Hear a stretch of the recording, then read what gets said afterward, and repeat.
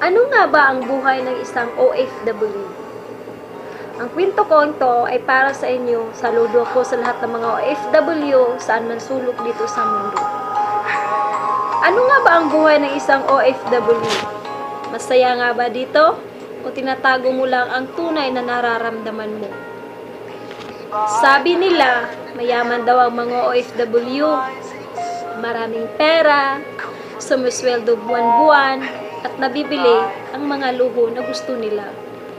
Pero di nila alam kung anong hirap ang pinagdadaanan nila. Masakit man lumayo sa pamilya, pero kailangan gawin para maibigay ang magandang buhay at kinabukasan sa aming pamilya. Pero kaming nasa abroad, hindi kami mayaman sa pera. Mayaman kami, sipag, tiyaga at pasensya. Hindi lahat sinuswerte, may iba, inaabuso ng mga amo. Pinapakain ng disakto, ang masakla pa, ang iba umuwi, bangkay na. Dito sa abroad, di gaya sa Pinas dito, kumakain ng 3 beses isang araw, nakapagpahinga kung anong gusto mong oras. Pero kami, milagro, 2 beses o 1 beses lang kung kumain. Tinapay, instant noodles, kape, okay na yun. At least, maibsan niya aming gutom. Dahil kailangan naming magtrabaho at kumayod para kumikita at may padala sa pamilya sa Pilipinas. Halos ng sweldo namin, wala namang matira. Dahil mas gugustuhin namin ang magpagpadala sa kanila. Pag sweldo, 1 minuto mo lang mahawakan ang pera mo. Pag uwi, resibo. Malungkot man isipin, pero kailangan tiisin. Dito kailangan sipag, tiyaga, tiis, luha. Lahat mararamdaman mo dito.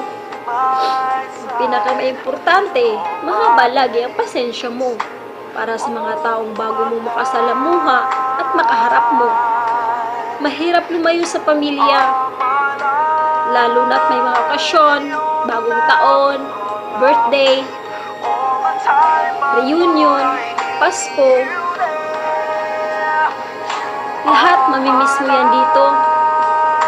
Ang iniisip mo lang, babawi na lang ako pag uwi dyan. Pero ang masakit, pag mawala talaga ang mahal mo. Mahal mo sa buhay. Kahit sa huling sandali ng buhay nila, hindi mo sila makasama at mayakap. Isa lang nagpapasaya namin dito. Kumustahin nyo lang kami, mag-text, mag-message. Kahit milya-milya pa ang layo namin. At least mararamdaman namin andito kayo sa puso namin. Makita nyo man kaming masaya.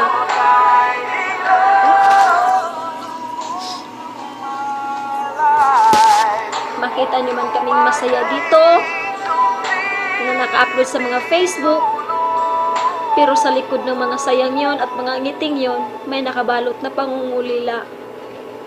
Mahirap ang isang OFW. Dito, hindi mo man maramdaman sa Pilipinas, pero dito, mararamdaman mo lahat.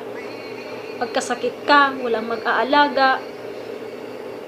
Pagod ka, pero kailangan mo kumita, kailangan bumangon at magtrabaho. Hindi madali. Lahat yan. Tinitiis mo lang. Pero ang pinaka-importante dito, yung tinatawag nilang homesick. Pag yan tumama sa'yo, kahit sino ka pakatapang na tao, hindi mo mamamalayan. Mata mo, tumutulo na pala. Pero ang iba, sinasabi nila, nag-iba na ang mga OFW pagdating sa Pilipinas. Hindi na mamansin, strikta na, hindi nagpapakain, nagpapainom, nagpapatagay. Mga ganyang mga ugali. Hindi binibigyan ng mga pasalubong, pero di nila alam. Pinahahalagahan nila ang mga pera sa bawat patak ng pawis nila, luha. Iniipon nila yan. Katumbas ng 1 piso sa Pilipinas, katumbas ng milya-milyang pawis dito. Kaya sana naman yung mga nasa Pilipinas, pahalagan nyo ang mga perang pinapadala nila. Dahil hindi mahirap, hindi madali dito. Lahat mararamdaman mo talaga. Dahil pagod, puyat, sakripisyo, luha, pangungulila para sa pamilya mo. Kaya sana itong kwento ko tatagos sa mga puso ninyo. Proud ako sa lahat ng mga OFW saan mang sulok dito sa mundo. Alam ko, tinitiis nyo lang pangulila sa Pilipinas. Kaya sana naman, nasa Pilipinas, kumustahin nyo naman kami. Thank you. Maraming salamat po sa pakikinig sa video ito.